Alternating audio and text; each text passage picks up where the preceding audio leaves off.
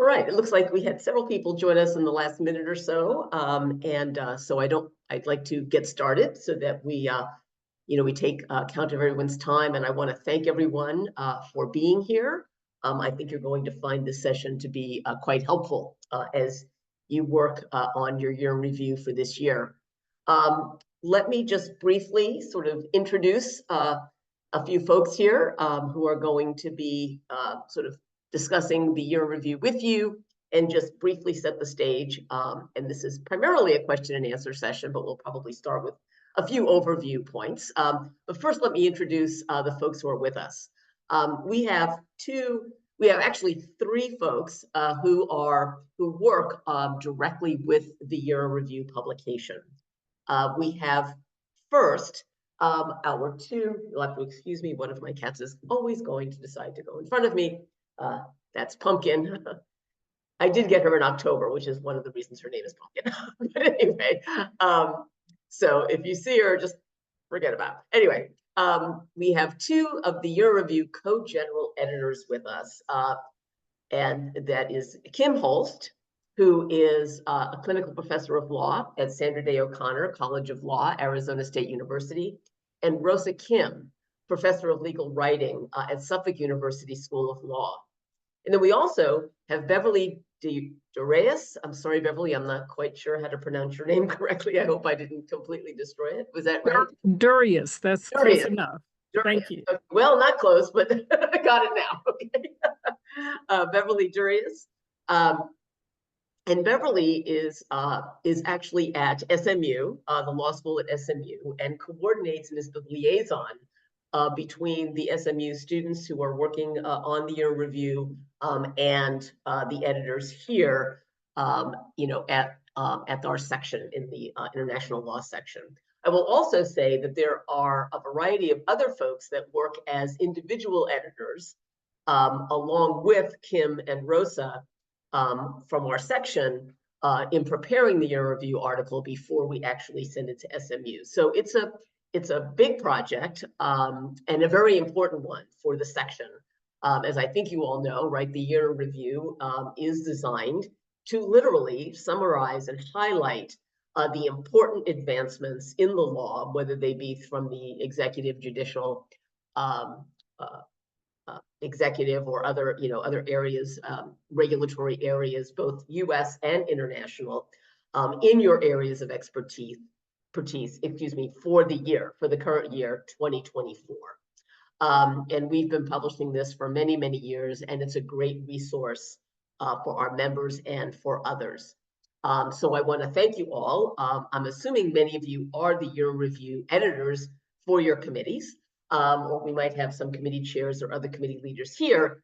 But the discussion today is really directed to the year review committee editors, so that we can perhaps summarize, right, briefly summarize what the requirements are, if you will, for the year review, and then open it up for questions and answers from each of you as to some of the best ways, and give you some tips, perhaps, as far as the best ways to put together this article and get it submitted. Probably the most important piece of information, or one of the most important pieces of information, is the deadline, which is December 1st of this year, right, for each of the articles from the committees. Just out of curiosity, either maybe through a show of hands or whatever, how many of you have actually edited the year review for your committee previously? Do we have anybody who's actually done it before? Oh, good. James, so you have. Okay, Tim, Jim. Oh, good. So there's a couple folks. Great, great. That, of course, is helpful. And I just want to say this is obviously a very informal section. We're all here. Oh, Ann, good. We're all here really to help each other. And so to the extent that those folks have done this before and you have some tips to share, we'll certainly have time to just open it up to general discussion of those things. Okay. So with that, let me turn it over to Rosa and or Kim. I'm not sure which one of you guys want to kick it off, but sort of kick us off in terms of setting the stage for the year in review. Thank you. I can start if that's okay with Rosa. But thank you all for joining us. I'm so happy we're doing this. In all of the years, I think this is my 9th or 10th year doing this. This is the first time we've had this Q&A meeting. So I think it's a great idea. And I recognize a lot of your names from having done this for such a long time. So thank you for all of your work. And as Joan mentioned, the deadline is December 1st. I will say during the past few years, particularly around COVID and directly post-COVID, we tended to be a little bit relaxed about the deadline.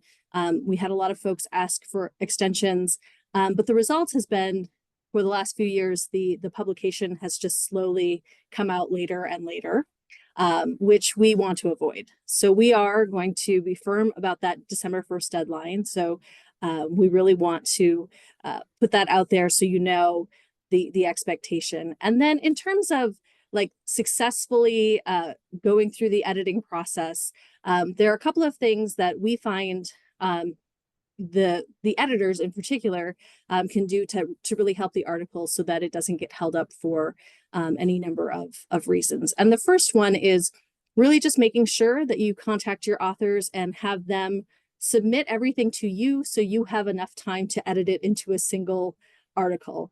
On occasion, we've had authors who are confused and just sent us their piece directly, and we've had to go back and forth with the editors to get everything put together.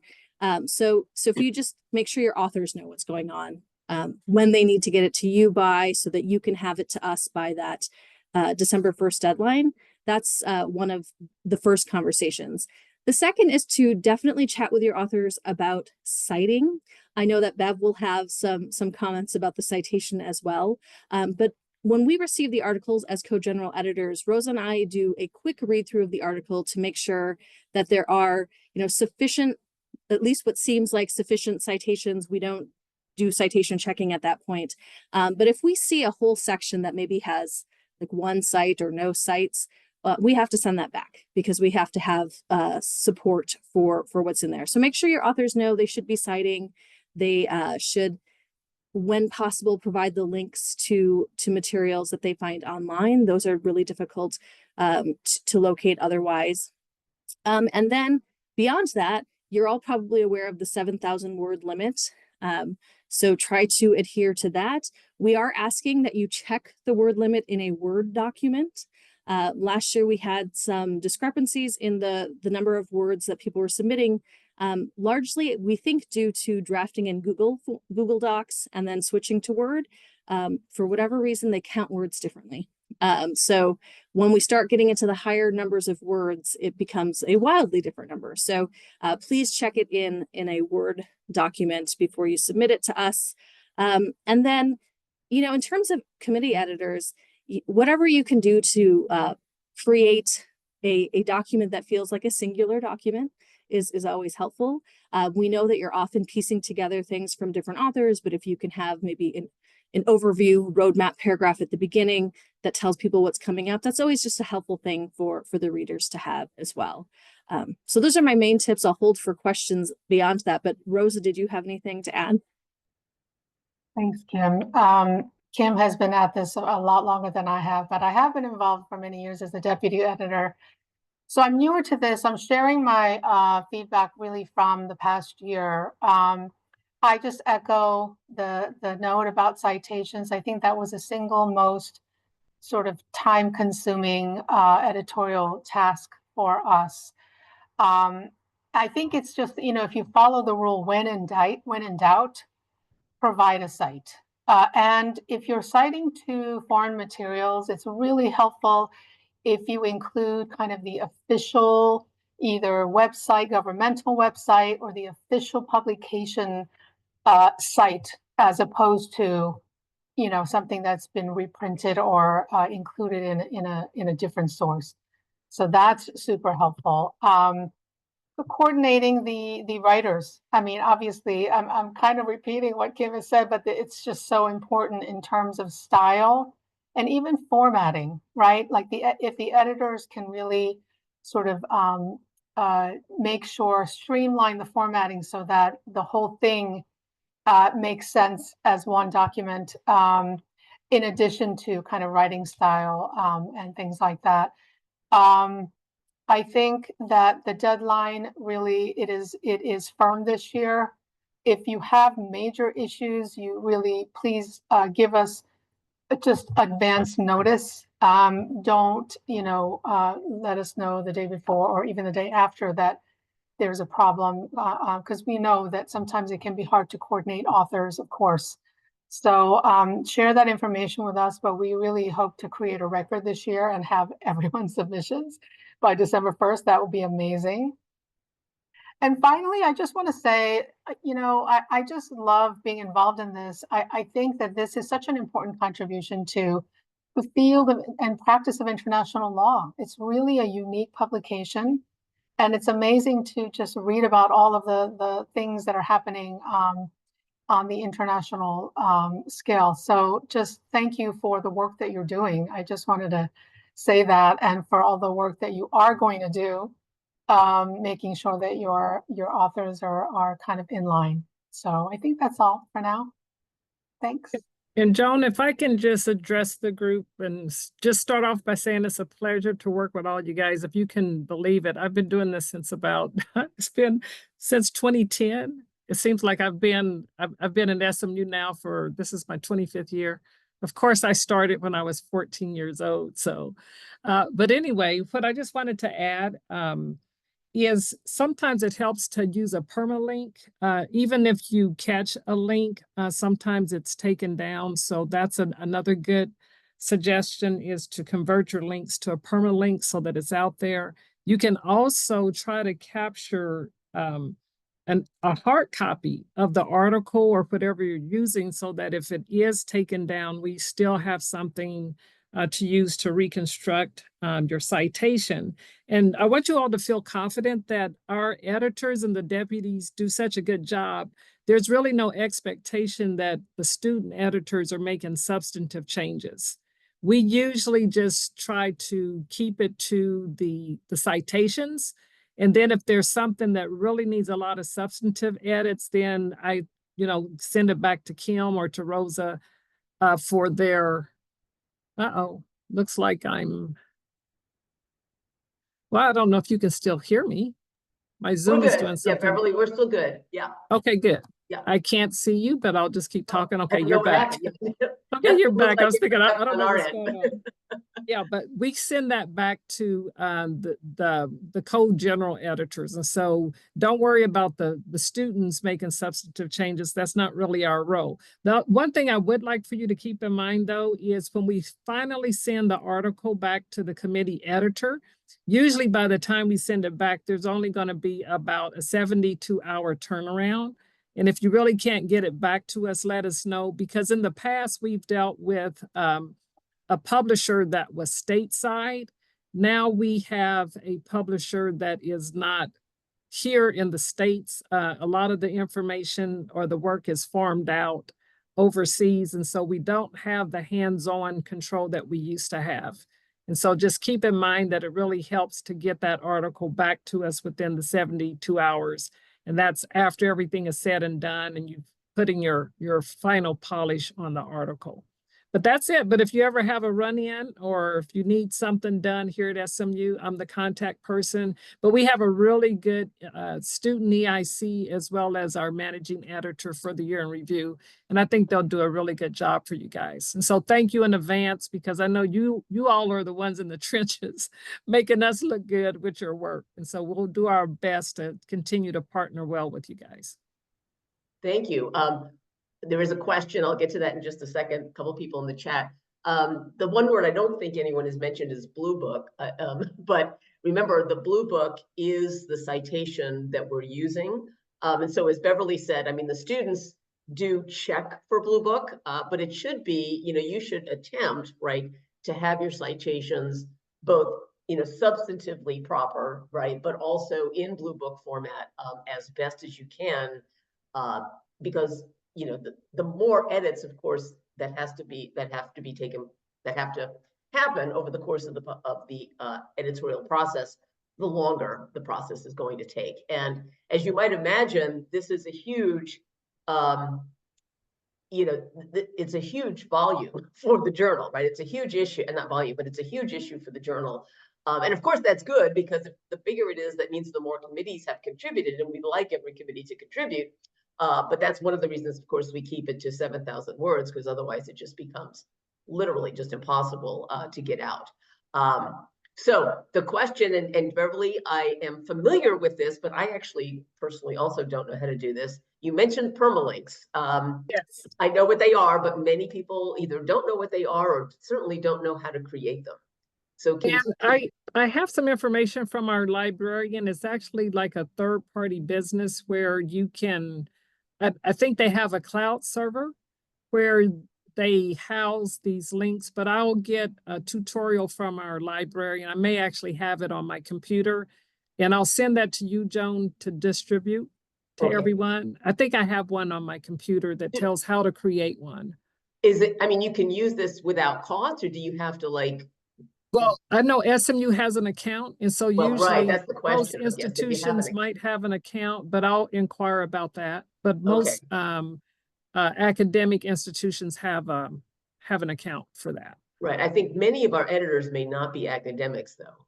Right, right. And I don't know that, I'm not sure that law firms, for example, or, you know, wherever folks are would actually have that account. So that might be, you know, something to at least consider in that regard. But as Beverly mentioned, the main thing that it does do is, and I don't know how it does it exactly, but it creates, right? It basically takes like a picture or whatever of what the site is, and it retains it forever. So that, and then you use that link as opposed to going to the original link, because the point, of course, is that if those links get taken down, then you can't find them, or they get moved and you don't know where they go. When you have the permalink, that link will always work, and it will always go to that document, whatever Right. you, or the website, or whatever it is, right, that you are creating it on. But yeah, but if we want people to use those, I think we will need to, number one, figure out whether you need to have a, you know, an account to do it, and of course only those with an account would probably be able to do it, and two, how to, you know, some instructions, so we can send that out when we get it. Great. Yeah, I was going to say, to that end, encourage our authors. I know it could be a headache, but if they get in the habit of keeping a folder of sources as they go along, it just makes the process easier later, so that if we do have to reach out, they don't have to try to reduplicate the wheel. They'll just have a folder, and they'll say, well, this is where I got it from, and we'll take it from there to clean up the citation. And as Joan said, we hadn't mentioned the Blue Book. So at least that's one thing that your writers don't have to worry about. We do take care of making sure that we try to tailor the citations to conform with the uniform system of citations, which is the Blue Book. Right, but I do think that people should get as close as they can to it. Absolutely. And when I say, you know, who's creating the permalinks, I mean, you guys are the editors. That doesn't mean you need to be doing that, right? I think you should be sharing this information with your authors, and they're the ones, right, that ultimately can maybe be doing the permalinks and the like. And then, of course, to the extent that they're not done or whatever, when you get it, you can try to work on that as well. And again, I'm not saying that, I don't know that we're going to like make it a requirement that people use those, but that, but those can be at least helpful. Let's put it that way. If none of the other editors want to have any general comments, I think perhaps the best way to proceed now is just to sort of open it up to questions or comments that folks have. Like I said, it's either specific questions that you might have, or if you have been a year review editor in the past and have, you know, thoughts or ways in which you've done it before that you think would be helpful to share with others, that would be great as well. I will just say, I'm actually the year review editor for my committee this year, and I did it a few years back. And I think Kim's point, particularly if you are, you know, if you have a lot of different authors that are contributing to the article. I know what I did as the editor is I basically drafted an introduction to the entire piece, right? And I may have done, and it may have been that we weren't able to find an author for everything. And so part of what I did in my introduction was highlight briefly a few important things that we didn't go into more detail, perhaps in the body of the piece. And then I sort of summarized very briefly what the remainder of the, you know, of the article would cover in terms of the big ticket items for our area. And then it, you know, it moved fairly nicely into each of the sections that then followed. I think that is sort of helpful. And again, part of it depends, of course, on the way you're structuring your article and how it's organized and the like. But I think that can be very helpful in terms, and that really is sort of the editorship. I'll also say, remember, when you're pulling everything together, speaking of footnotes, right? And we use supras, right, for internal references. So you do have to be really careful. I know what happens a lot. You pull up all the articles together. And now, of course, all the footnotes have changed, right, in all of the pieces. And you really need time, right, to get the supras right, to do internal referencing and the like among all the different pieces that you've now compiled into one article. So, there is, a lot of work for the editors to do, and I'm so happy and glad that all of you have agreed to take it on. But try to remember all of these sort of somewhat technical things too, such that the article is in, fairly good shape when you submit to folks. And the guidelines are very clear, as to like who you submit to, right? I think, Kim, it basically goes to both you and Rosa, is that right? In terms of submitting it. Also, let's not forget the author agreements. Every author, right, must complete an author agreement, and there's, again, a link to that online agreement in the guidelines, in the year review guidelines. But make sure that every author who has contributed, and editor, right, authors and editors who have contributed to the year review have completed that author agreement as well. Related to the author agreement, just make sure your authors also know that by submitting to the year in review, you are giving the year in review the first publication, right? So even if they want to post it on their firm website or whatever, which we allow for in the agreement, they need to credit that it's from the year in review. We had a couple of instances where we were a little panicked because Bev's team does do a plagiarism check when they look at the articles, and we've had a couple come up like, oh, this is 100% match, and so we've had to figure out why that was there. And it typically has just been that it's somebody who has written it and posted it on a firm site or something along those lines. But just make sure that they're aware that the first publication rights are for the year in review.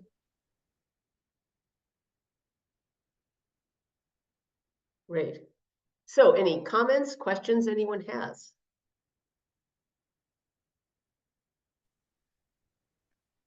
I had a question. Yeah, go ahead. Yeah, go ahead, Kate. I am a new co-chair, and so I'm doing this in advance so that I have extra lessons on how to do the review eventually when I get to doing that. But I'm also writing an article, and one of you raised the issue of have things been published elsewhere, and what I actually write for the year in review this year will not have been published elsewhere, but it will have a lot of duplication with something that I've already written and published in a nonprofit's website. So I mean, is it a problem to even ask me to do that? Or I'm commenting on federal regulations, so there's always going to be a lot of duplication. Kim or Rosa, do you have any thoughts on that? I guess when you say it's a lot of overlap, I mean, you literally just I won't be repeating the same article, but I will be utilizing a lot of the same information, a lot of the same quotes, and focusing in organizationally, since I've already done a 10,000 word article on it, doing a 7,000 word thing for the year in review is going to have a certain amount of duplication. Is that a problem? Oh, well, certainly you're going to want to cite, I mean, at the very least, you're going to cite to your original piece, I think, for sure, right? And it's somewhat of a copyright issue, right? And, obviously, if that was 10,000 words, and I guess, so you're writing your entire year in review? No, I'm just writing one of the artles. And okay, that but article my point is a similar article appeared 9 months ago in the newsletter, online newsletter of a nonprofit that I'm executive director of. Yeah, so, no, I hear you. When you mentioned the 7,000 words, that's the total length of the article, your entire committee. So I assume it's going to be much shorter. It's going to be half of our year in review. How different this article will be from your original one. You see what I'm saying? Yeah. I see. It will be significantly different. I'm just I just want to make sure that it's understood that there already has been an article written by me on the same subject. That shouldn't be a problem, I don't think, because a lot of us write on the same subject all the time. like I said, and so long as you, you know, give credit to anything that you might be, you know, quoting or something directly from the article, or and just in general, you might even have a note, a first footnote that, you know, mentioning that this is sort of a summary of a prior piece and cite to it, something along those lines. I think that should be adequate. Okay, thank you very much. I just put the link to the year review guidelines in the chat. Just, I think everybody has that, but I just want to make sure you have it. James, yeah, did you have a? Yeah, hello. Hi, Oh, Jim yeah, Bergeron. Hi. I've edited several issues, several chapters of the European Law Committee and the International Transportation Committee in prior years. This year, I'm doing it for the European Law Committee and the National Security Law Committee. Just two things on the basis of the many, many years of experience of doing it, maybe for those who haven't done it before. The first thing is kind of counterintuitive to the role, which is that you will inevitably get a few articles that are perfectly right sized, well footnoted. You'll get one or two that are scraps, but can be made into something. And then you're going to get one or two that actually fill the entire 7,000 words all by itself. My experience, and I could be wrong, but my experience was be ruthless. I've never ever had someone come back to me other than the slightest drizzle. No one's ever come back and said, "How dare you? I'm suing you. You edited my article down by 2/3," which I have done, while keeping as much of the substance as possible. But it can be done, and you will find yourself in this situation. The other thing, and correct me if I'm wrong, but the other challenge I really found was that 7,000 word limit counts the sites, counts the citations. That's so correct. Again, not enough citations is a problem. However, you sometimes get the input from someone who was writing a classic erudite law review article, and so Site 1 lists 45 books which are backing up a point. You might want to convince them to trim that level of erudition down. And those were the two things that really came out to me from the years I was doing it before. Thank you, James. Those are two really good points. You're much nicer than I would be with the 7,000 submission. I would not spend my time editing that 7,000 word submission down to whatever it is. I would send it back to them and say, hold on, speaking of, I mean, first of all, I think presumptively you've told them what their word count limit is. Okay, so, if you have 5 authors that are submitting, well, let's make it easy. If you've got 7 authors submitting, then everybody has to at least come in under 1,000, and actually arguably less than that, because you're going to have a little bit of an introduction. And if you give them that, and then they come back to you with 7,000 words, I'd be like, you gotta cut this down. At least give it a first shot, because that's a lot of work, right? To cut back 2/3 of a piece. It's a challenge, and I found that. But unfortunately, this is the other trap you mentioned it, which is that if you lose control of the writing group, and you're getting all these things much later than you thought you would, and it's 2 days before the deadline, then then sadly the temptation to roll up your sleeves and just fix it's very strong. Yeah, unfortunately, when you're out of time, there's not much else you can do. And your point about footnotes is very well taken. I imagine, again, academics, we do that all the time, and I don't really know why, but you have to cite to like everything under the kitchen sink, and you don't need to, and in fact, you don't want to do that, because you're right, then you're not going to have much in the text, right? Actually describing what happened over the course of the year. Yeah, for sure. I just wanted to add a couple of more things. One is, Jim's comments made me think of it. One is, I think it's helpful to, if you're able, to take a look at the previous year's committee submission, because sometimes the timing is a little funky in terms of the events that are included in the calendar year. And sometimes we'll see some reference to things that happened, in the previous year.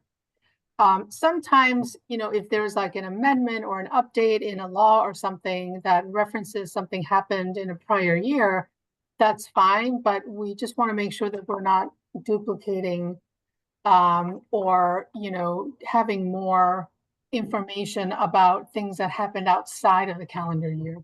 So I think that would be a good thing to do. And you can check by, the committee submission in what was published, you know, in the previous year to kind of see where it ended, you know, where the event sort of ended. So. Yeah, Rosa's point's a really good one. I had kind of a similar thought when Jim was talking, actually, which is that sometimes we'll get people who want to just give us the whole history of something, and I understand that there's a level of context that folks want to give, but there just usually isn't room, and that's not what the publication's for. So, you know, if you have authors who are trying to give you the whole history, you know, that's something that you should really look at with a critical eye at editing out. The other thing that we have seen on occasion is sometimes authors want to advocate for whether something is good or bad or right or wrong or should be done one way or another. And that's also not what this publication is. So, you know, it is about what has happened, what those impacts are, and sometimes the impacts may be negative or positive, but they shouldn't be presented as like, I am advocating, or this section advocates for this. It really should be that tone of an update.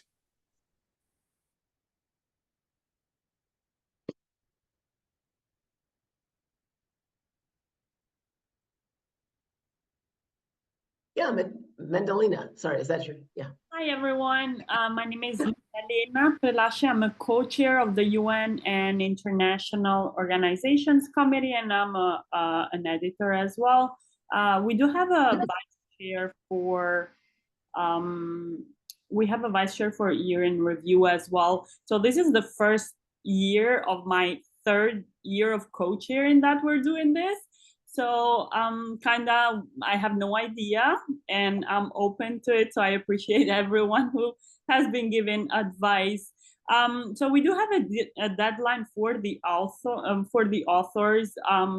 There is a clash with another deadline, which is sending all the proposals for the annual conference for the author name. So my question is, how, as a co-chair, can I appeal to the members of my committee to send out these articles? Because if they don't send out the articles, us as co-editors, we cannot edit. Do you have any advice? Well, the first thing that comes to mind is I wouldn't imagine you have the same folks working on the year review articles as working on, say, programming that would be submitting the other deadline. I'm not quite sure what other, I'm not as familiar with what our programming deadlines are, but, you know, the folks with the programming deadlines, you worry about the programming side of things, and your review editors can focus on that. But we have to stick to a, you know, and I'm pretty sure both groups are going to say, well, December 1 is a necessary deadline. You know, but hopefully you don't have, like they said, the same folks that are going to have to be meeting two deadlines at the same time. Does that make sense? Or I'm not quite sure how you sort of allocated the work across your committee. Yes, and how you do that. So the idea is to have authors and to have articles, and so far we haven't been receiving some, but we would love to do a year in review this year, and we haven't been doing it in the past 3 years. Right, but I wasn't sure how that related to the other deadline question. I'm sorry, maybe I misunderstood. Or yeah, so we do have, I am a co-chair, so I am dealing with both of that. Maybe that's just my committee. Yeah, unfortunately, yeah. But hopefully, like I said, you can get your folks. And if you already have, let me be clear on this, everyone. You don't have to meet 7,000 words, right? You know, so if some authors get the work into you and others do not, it isn't ideal. But I think you go with what you have, right? And you know, it can be shorter. You may not, I mean, as a practical matter, I don't know that we're all finding everything that happened this year anyway, right? So you can work with what you have and do the best. And if it's your first year, I mean, with each year, perhaps you get a little more used to doing this and having folks that get used to writing it, and then you can, sort of perhaps get longer of a time. So we don't mean to suggest that every piece has to meet the 7,000 words. The point is it's a maximum word count, not a minimum, certainly not a minimum, but not a required word count. Yeah. So keep that in mind as well. Yeah. I was going to add to, in the past, sometimes if you feel like you have too much to say, check and see if there's another committee that might be able to cover some of your surplus, because sometimes several committees are interested in the same subject matter, or maybe you could kind of co-author things, and that way we don't have a lot of duplication. But that's always another creative idea to avoid the cutting floor, so to speak, at the hands of the general editors. Yeah, that's a good point about the sort of overlap. And again, I don't know enough. I mean, we have so many committees, right? And I don't know enough of all the substantive areas to know where all that interlap takes place. But it can both helpful in terms of, like you said, sharing it with the others, or, and as you mentioned, even co-authoring. I mean, I don't think there's anything wrong with working with another committee and submitting one. Perhaps Kim or Rosa, or somebody tell me if that's not appropriate, but do sometimes committees submit a sort of a co-authored year review? I wouldn't think it would matter to us if that came in. Yeah, that's happened, and we usually just ask people to let us know that's happening, Okay. so we're not confused by what we get. Gotcha. Tim, yeah. Yeah, just to that co-authoring point, my committee, the International Criminal Law Committee, and the International Judicial Affairs Committee, there's a lot of, just in general, a lot of overlap there. And we kind of think of them as sister committees. A couple of years ago, we tried an experiment, and we did a joint submission, and we got permission. It was so we had a 14,000 word count limit, and we did it actually as a mega submission, and the editors can tell us whether they thought it was a success. We thought it was a success of a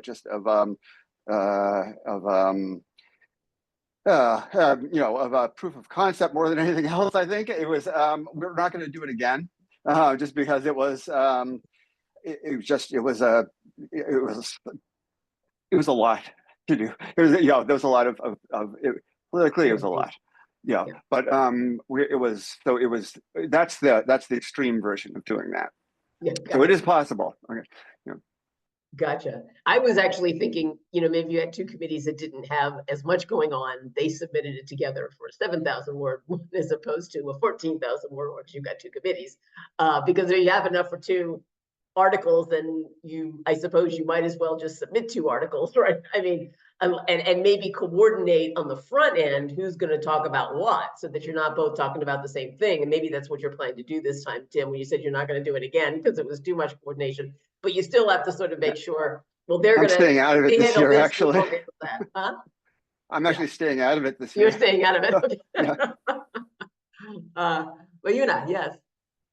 Yeah, hi. So I think I probably could have missed this discussion because I joined slightly late, but my question is that with the October 15th deadline to identify authors who will contribute to the year-end review, I understand that I'm sure it's a fairly stringent deadline, but what if we do come across some people who make a decision after to submit for year-end review? Is there some flexibility there? Again, I can step in, and then Kim and Rosa can tell me if I'm wrong. I personally do not see that deadline as a drop dead deadline. I think what we're trying to suggest is you really need to have your authors on board soon, right? And October 15th is a good time to have people starting, because they're gonna, that only gives them probably, a month or so, right, to write it. Like, for example, if I've given my authors, say, to November 15th to get their articles to me. I'm hoping that's going to be enough time for me to turn around mine by December 1, right? But if they're not, we haven't even found them by October 15th, that only gives them a month to write something. But, the real deadline is December 1, and that's deadline both for, I guess the other thing we didn't mention, some of the other details, right? We mentioned the author agreement. So you have to have the author certainly by the December 1 deadline so that they can fill out the author agreement and have those completed. And we also, I think we have to submit a list of all of the authors, right? There's a form, an online form that the editor completes with all of the author information, editor information.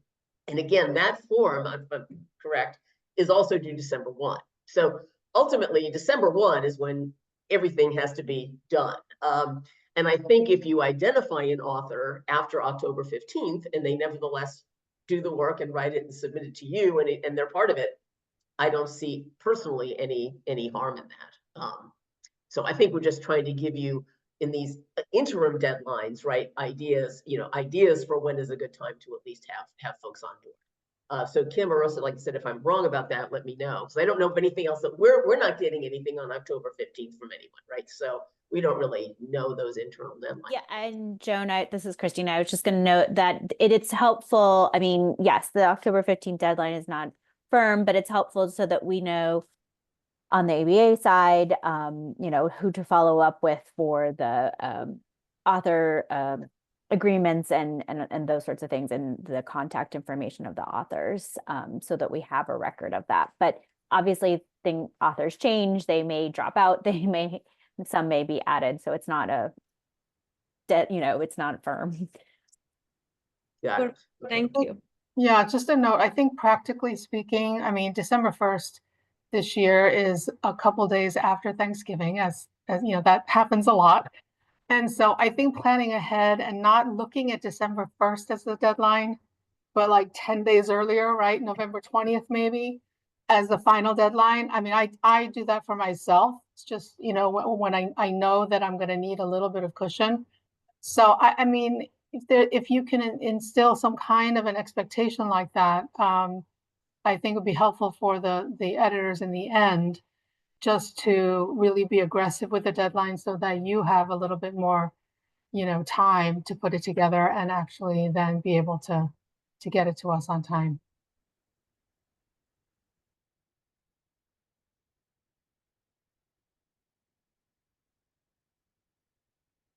The other thing with this is just from a management standpoint, like keep reminding them about the deadline too, right?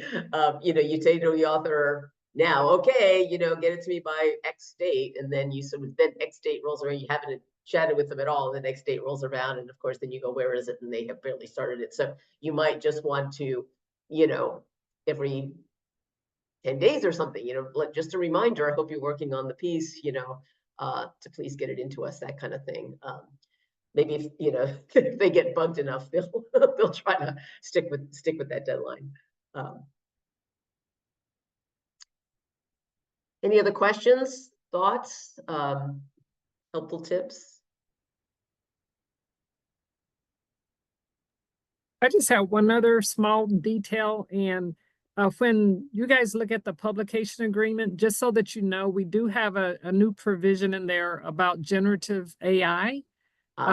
We would prefer that you not rely on AI to create your pieces. And so feel free to use the traditional type of AI, Grammarly and spell checking, etc. But we really want it to be your piece, especially because of attribution. We really need things that can be cited.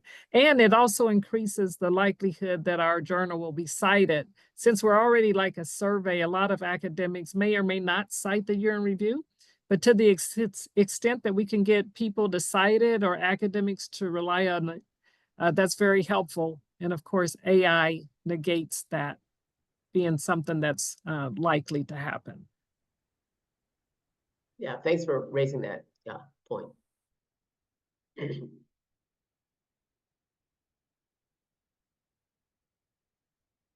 All right. Well, like I said, I want to thank you all so much. First of all, of course, for attending our Q&A today, and more importantly, for volunteering to do this work. As we mentioned, it's really, first of all, I know it takes a lot of work, and I appreciate that, but it really, hopefully, is extremely rewarding in the end, to the authors, to the editors, and of course to the section. Because as Beverly and Kim and Rosa all said, this year review issue is really an important one and a somewhat unique one, right? That actually the one place where you can summarize a lot of what has been happening legally around the world in each of our areas of expertise. So it's it's really quite important, and I'm really thankful to everyone for being willing to help us get this published. Obviously, if you have any questions at all, feel free to reach out to us. Our email addresses, contact information are all in the year in review guidelines, and we're happy to help in any way that we can. All right. So thank you all very much. And like I said, good luck. Good luck with your committee submissions. Bye-bye.